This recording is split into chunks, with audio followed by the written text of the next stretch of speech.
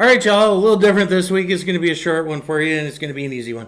Well, easier for me, harder for you. Okay, so this is what God's been doing in my life lately, and I may have mentioned some of this in the past. I don't know. Sometimes I get a little confused between this and TikTok and, Facebook. So, but I just want to testify the goodness of God.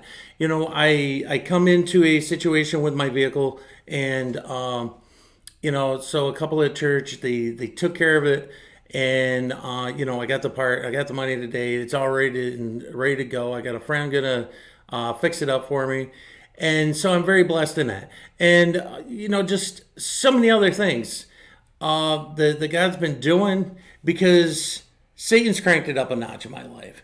I am being sifty, but yet I am still standing on the fact that Jesus is sleeping in the bow of the ship. I'm not going to let the storm affect me. Everybody may be running around going crazy, thinking they're going to die, and they want to go wake up Jesus. Not me. My faith is grown to the point where the storm is raging and Jesus is sleeping. I ain't worried. So if God is for me, who can be against me? My Bible says nothing is impossible for my God. And the thing is sometimes we forget about this. Yesterday, because I'm one of them crazy, stupid people that do this, I go and drive my four-wheel drive Jeep out into the woods in seasonal access road only area and thinking, I got four-wheel drive. Yeah, with stupid all-season tires. But anyway, so overnight, as it warms up and the vehicle sinks in just enough for me to get stuck, I start, doing my normal, natural thinking. So I start spin the tires right down to the frame, all that good stuff. Like every good person does with a four-wheel drive, thinking, I should just be able to drive out of this. Okay, and so then I get out my vehicle, and I start shoving the snow out from behind the tires, and I finally get enough room where I'm rocking back and forth a little, and I start getting unstuck, and I get unstuck, and then wham, stuck again. The whole time, I'm not thinking about God in the whole process. So this transpires for about 3-4 more times. I finally get out of the holes that I'm in. Stuck again. And I remember back to November before last, where I started telling y'all, look for God to show up in your struggle. And I'm like, okay, God, you got me out of the mud there, and there was no way in my power I was getting out of that. So I go and clear a little bit of snow out from by the tires like I had 3 times already. Put my car mats underneath the tires as I'd done 3 times previous. This time was different. I said, in the name of Yeshua, I'm getting out of here. And I back clear up to the road. And as I'm going down the road to a sharp turn, because the road was kind of, so now we're talking later in the day, and the road was warm enough that it was kind of hairy. And so I'm coming up on this turn, and I'm praying in tongues all the way through the turn. But you know what? I made it to the other side.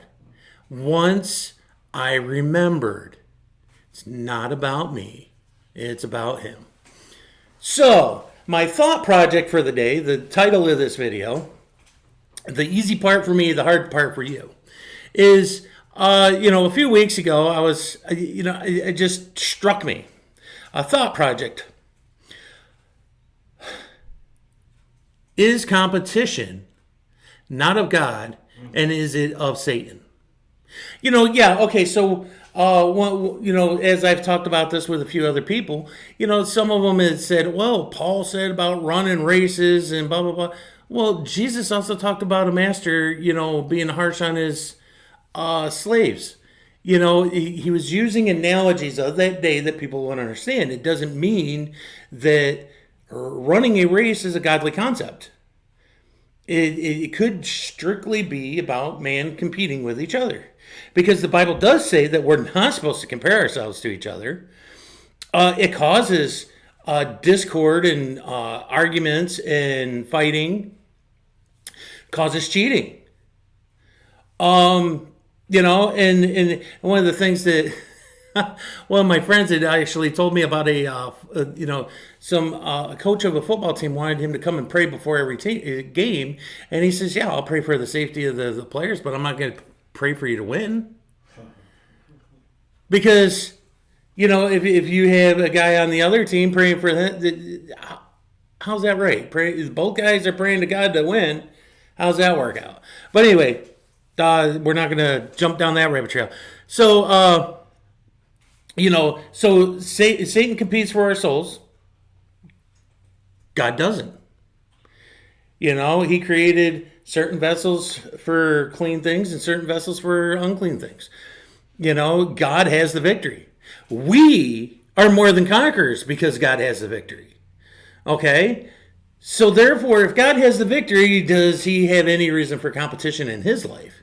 No. He just wins. There is no chance of losing. And that is at the core of competition. Is who's the winner, who's the loser. God's the winner. There is no competition there. But on the other hand, it's within Satan's benefit to try to compete. When he did, he took a third of heaven with him. So, as you think about this, I want you to come up with some scriptures, guys. I want you to really get digging down in the comments and dig into that. Is competition, especially my sports fanatics, that comes against you. Your bread and butter there. You like competition. I get it. We as humans do like competition, but is it really a godly thing, or is it something Satan invented just as another thing to chew us up and get us in working in our flesh? So get that direction down in the comments. Have a great week.